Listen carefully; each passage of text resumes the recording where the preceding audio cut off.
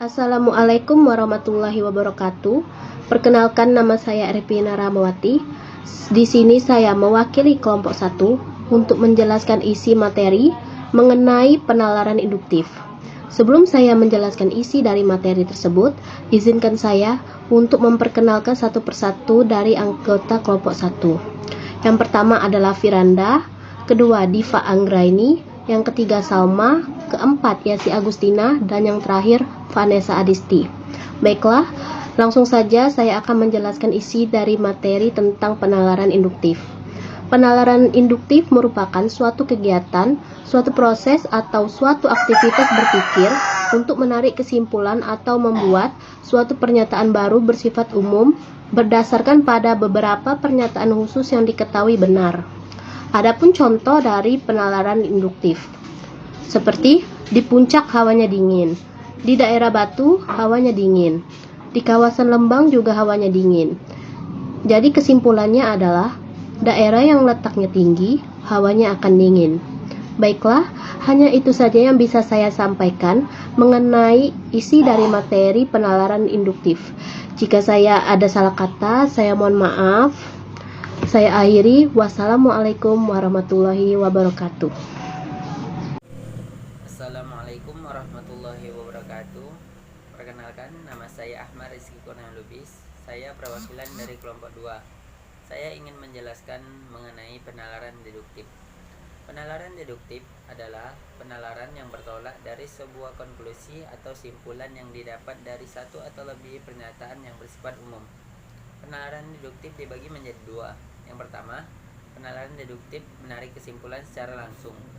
Misalnya, yang pertama, semua simpulan adalah premis, itu premis. Semua premis adalah simpulan, itu simpulan. Contohnya, semua ikan berdarah dingin, itu premis. Sebagian yang berdarah dingin adalah ikan, itu simpulan. Misalnya yang kedua, tidak satupun simpulan adalah premis, itu premis. Tidak satupun premis adalah simpulan, itu simpulan. Contoh, tidak seekor nyamuk pun adalah lalat, itu premis. Tidak seekor lalat pun adalah nyamuk, itu simpulan. Yang kedua, penalaran deduktif menarik kesimpulan secara tidak langsung. Untuk menarik kesimpulan secara tidak langsung, kita memerlukan suatu premis atau pernyataan dasar bersifat pengetahuan yang semua orang sudah tahu. Baiklah, terima kasih. Itu saja presentasi dari kelompok 2. Saya selaku perwakilan, saya mohon maaf apabila ada kesalahan kata. Kepada Allah saya mohon ampun. Wassalamualaikum warahmatullahi wabarakatuh. Assalamualaikum warahmatullahi wabarakatuh. Perkenalkan, nama saya Widya Marcelina, perwakilan dari kelompok 3. Di sini saya akan menjelaskan generalisasi induktif. Apa sih generalisasi induktif? Generalisasi induktif merupakan pembentukan gagasan yang ditarik dari simpulan umum atas dasar suatu kejadian yang sudah pernah dialami sebelumnya. Dalam paragraf generalisasi, penjelasan pada kalimat awallah yang akan menggiring. Contohnya, Tamara Blazinski adalah bintang iklan dan ia berparas cantik. Om Masmo adalah bintang iklan dan ia berparas cantik. Jadi generalisasinya adalah semua bintang iklan berparas cantik. Terima kasih.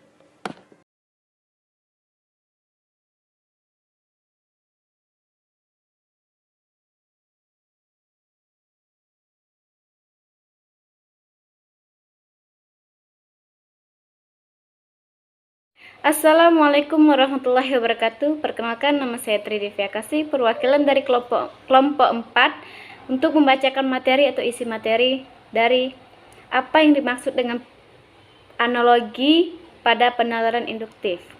Baiklah, sebelum saya membacakan materi, saya ingin memperkenalkan nama-nama kelompok saya. Yang pertama Yuni Pujiati, yang kedua Wulan, yang ketiga Dimas Panduwiski, yang keempat Agung Ramadhani, yang kelima Samsul Bahri, yang keenam saya. Oke, baiklah, saya akan membacakan materinya.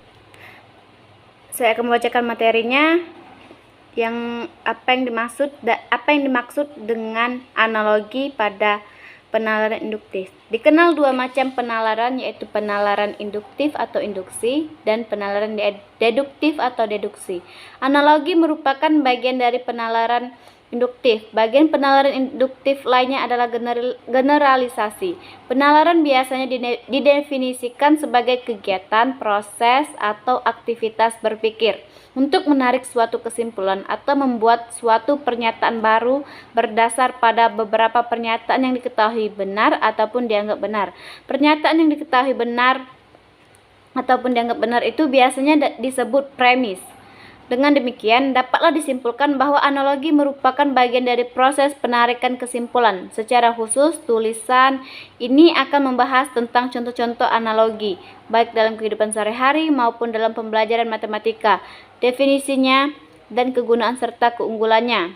Analogi induktif yaitu analogi yang disusun berdasarkan persamaan yang ada pada dua fenomena, kemudian ditarik kesimpulan bahwa apa yang ada pada fenomena pertama terjadi juga pada fenomena kedua. Analogi induktif merupakan suatu metode yang sangat bermanfaat untuk suatu kesimpulan yang dapat diterima. Berdasarkan pada persamaan yang terbukti terdapat pada dua barang khusus yang diperbandingkan. Contoh analogi induktif. Tim Uber Indonesia mampu masuk babak final karena berlatih setiap hari, maka tim Thomas Indonesia akan masuk babak final jika berlatih setiap hari. Baiklah, itulah materi dari kelompok 4. Mohon maaf apabila banyak kesalahan. Kepada Allah saya mohon ampun. Wassalamualaikum warahmatullahi wabarakatuh.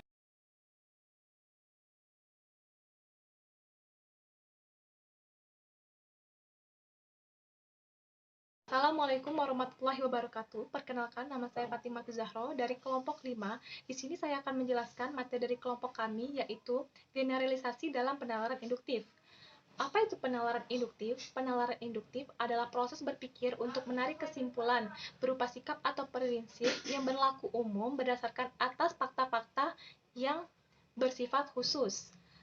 Penalaran induktif dibagi menjadi 3, yaitu generalisasi, analogi, dan hubungan kasual. Apa itu generalisasi? Generalisasi adalah suatu pernyataan umum yang menyimpulkan sejumlah premis-premis yang sama kondisinya. Contoh generalisasi adalah murid laki-laki pergi ke sekolah menggunakan seragam. Murid perempuan pergi ke sekolah menggunakan seragam. Generalisasinya adalah semua murid yang pergi ke sekolah menggunakan seragam. Bentuk-bentuk generalisasi ada 2, yaitu loncatan induktif dan tanpa loncatan induktif. Apa itu loncatan induktif? Yaitu fakta yang digunakan belum mencerminkan seluruh fenomena yang ada. Menampilkan beberapa informasi bukan hasil dari penelitian secara mendalam. Tanpa loncatan induktif, fakta-fakta yang diberikan cukup banyak dan meyakinkan. Kebenarannya dapat dipercaya karena menggunakan fakta yang lengkap. Sekian yang dapat saya sampaikan mengenai materi dari kelompok 5. Saya akhiri, wassalamualaikum warahmatullahi wabarakatuh.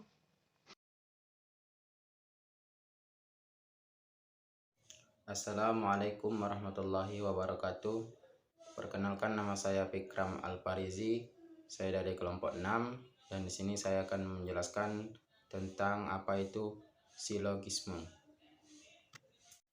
Baiklah, untuk langsung saja kita masuk kepada pembahasan, yaitu tentang silogisme. Yang pertama yaitu kita harus mengetahui apa itu silogisme. Di sini telah saya tuliskan, silogisme merupakan cara menarik kesimpulan secara deduktif, yakni dari premis-premis umum atau mayor dan khusus atau minor. Silogisme juga disebut sebagai penyimpulan tidak langsung karena konklusi diambil dari dua permasalahan yang dihubungkan dengan cara tertentu. Baiklah, seperti contohnya yang telah saya tuliskan ini, yaitu premis mayor dengan kalimat jika hujan saya naik becak. Sedangkan premis minor, sekarang hujan, yaitu kejadian yang sedang terjadi pada saat itu. Dan konklusinya, saya naik becak, yaitu kegiatan yang dikerjakan oleh orang tersebut. Nah, setelah contoh tadi, silogisme ini dia terbagi menjadi 3, yaitu silogisme kategorik, silogisme hipotetik, dan silogisme disjungtif, seperti yang saya tuliskan ini.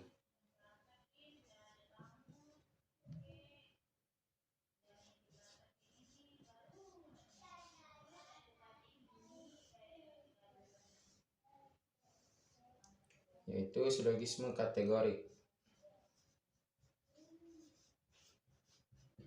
Dan yang kedua itu silogisme hipotetik. Dan yang terakhir yaitu silogisme disjungtif.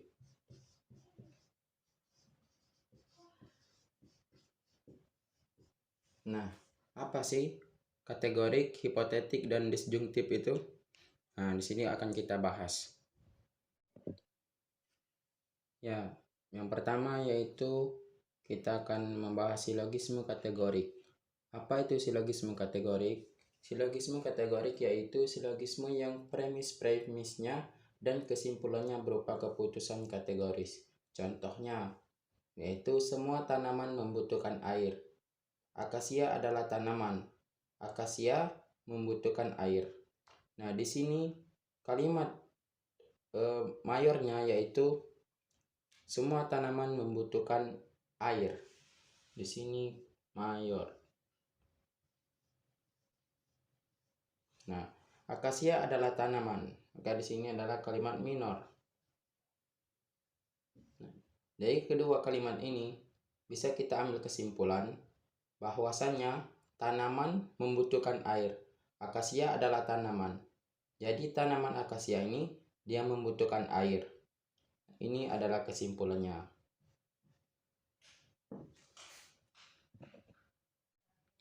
Lanjut, yaitu yang kedua, silogisme hipotetik. Apa itu silogisme hipotetik? Silogisme hipotetik yaitu suatu silogisme yang premisnya berupa pernyataan bersyarat. Jenis silogisme ini biasanya ditandai dengan adanya kata jika atau bila. Jadi, ketika kita menemukan suatu kalimat, yaitu yang dalam kalimat tersebut terkandung kata jika atau kata bila ini, maka itu bisa kita pastikan yaitu silogisme hipotetik. Bahasan yang ketiga yaitu silogisme disjungtif. Apa itu silogisme disjungtif?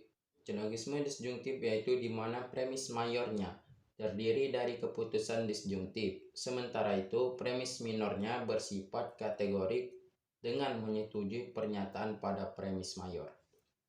Contohnya, yang pertama yaitu Bu Gina sedang menjelaskan materi IPS atau PPKN. Dan yang kedua, ternyata Bu Gina sedang menjelaskan materi PPKN. Dari kedua contoh ini, yang mana premis mayor dan yang mana premis minornya? Maka kita lihat dari kalimatnya. Di sini yang pertama, Bu Gina sedang menjelaskan materi IPS atau PPKN. Di sini dia belum mengambil keputusan atau masih ada dua pilihan, yaitu Bu Gina ini menjelaskan tentang IPS atau materi tentang PPKN. Kembali kepada penjelasan yang di atas, yaitu sementara itu premis minornya bersifat kategorik dengan menyetujui pernyataan pada premis mayor. Maka dapat kita pastikan ini adalah premis minor. Nah, dan yang contoh nomor 2 ini berarti premis mayor. Kenapa ini menjadi premis mayor? Karena penjelasan yang di atas yaitu di mana premis mayornya terdiri dari keputusan disjungtif. Dari kalimatnya ini telah mengambil keputusan bahwasannya Ibu Gina sedang menjelaskan materi PKN. Jadi di sini sudah PKN. Jadi di sini sudah ada satu pilihan, bukan ada dua pilihan seperti contoh yang di nomor 1. Baiklah, itulah penjelasan dari saya. Semoga bermanfaat dan dapat dipahami oleh teman-teman sekalian. Dan saya akhiri, wassalamualaikum warahmatullahi wabarakatuh. Assalamualaikum warahmatullahi wabarakatuh. Perkenalkan, nama saya Ragil Rusidianudin, perwakilan dari kelompok 7. Di sini saya akan menyampaikan materi yang sudah dijadikan PPT. Pertama, apa yang dimaksud dengan antinem pada penalaran deduktif? Antinem adalah silogisme singkat atau tidak memiliki premis umum karena premis umum dianggap sudah dikenal luas. Karenanya, antinem hanya berisi premis dan kesimpulan tertentu. Rumus antime adalah C sama dengan B, karena C sama dengan A. Dalam silogisme, ada dua kategori premis dan kesimpulan. Dua kamar tersebut adalah persyaratan umum, premis besar, dan persyaratan khusus, premis kecil. Penalaran deduktif. Penalaran deduktif merupakan metode untuk menarik kesimpulan dengan menghubungkan data-data yang bersifat umum. Kemudian dijadikan suatu simpulan atau fakta yang khusus. Bentuk penalaran deduktif. Menurut bentuknya, penalaran deduktif dibagi menjadi dua, yaitu silogisme dan entimen.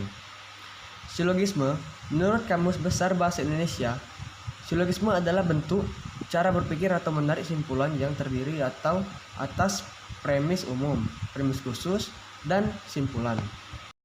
Contoh pola silogisme yang standar. A. Premis mayor, semua hewan akan mati. B. Premis minor, ayam adalah hewan. C. Simpulan, ayam akan mati. Secara singkat, silogisme dapat dituliskan jika A sama dengan B dan B sama dengan C, maka A sama dengan C. Silogisme terdiri dari silogisme kategorial, silogisme hipotesis, silogisme disjungtif. Sebelum mengulas satu persatu bentuk, perlu diketahui beberapa istilah berikut. Proposisi, kalimat logika yang merupakan pernyataan tentang hubungan antara dua atau beberapa hal yang dapat dinilai benar atau salah. Term, suatu kata atau kelompok kata yang menempati fungsi subjek S atau predikat P. Term minor adalah subjek pada simpulan. Term menengah menghubungkan term mayor dengan term minor dan tidak boleh terdapat pada simpulan. Silogisme kategorial adalah silogisme yang merupakan proposisinya merupakan kategorik. Proposisi yang mendukung silogisme disebut dengan premis yang kemudian dapat dibedakan dengan premis mayor. Premis yang termnya menjadi predikat, dan premis minor, premis yang termnya menjadi subjek. Yang menghubungkan di antara kedua premis tersebut adalah term menengah, middle term. Adapun menurut KBBI, simpulan berdasarkan silogisme kategorial adalah keputusan yang sama sekali tanpa berdasarkan syarat. Silogisme hipotesis. Silogisme hipotesis adalah argumen yang premis mayornya berupa proposisi hipotetik, sedangkan premis minornya adalah proposisi kategorik. Adapun menurut KBBI, silogisme hipotesis merupakan penarikan simpulan atau keputusan yang kebenarannya berdasarkan syarat tertentu. Macam-macam tipe silogisme hipotesis. 1. Premis minornya mengakui bagian anteseden. 2. Premis minornya mengakui bagian konsekuennya. Silogisme disjungtif adalah silogisme yang premis mayornya keputusan disjungtif sedangkan premis minornya kategorik yang mengakui atau mengingkari salah satu alternatif yang disebut oleh premis mayor. Contoh, ia lulus atau tidak lulus. Ternyata ia lulus, ia bukan tidak lulus. Silogisme disjungtif dalam arti luas premis mayornya mempunyai alternatif bukan kontradiktif. Contoh, Hasan berada di rumah atau di pasar. Ternyata tidak di rumah. Jadi Hasan berada di pasar. Silogisme disjungtif dalam arti sempit maupun arti luas mempunyai dua tipe, yaitu 1. Premis minornya mengingkari salah satu alternatif, konklusinya adalah mengakui alternatif yang lain. Contoh, ia berada di luar atau di dalam. Ternyata tidak berada di luar. Jadi ia berada di dalam. Ia berada di luar atau di dalam. Ternyata tidak berada di dalam.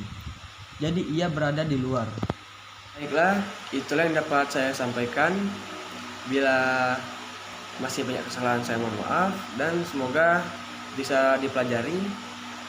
Saya akhiri. Wassalamualaikum warahmatullahi wabarakatuh.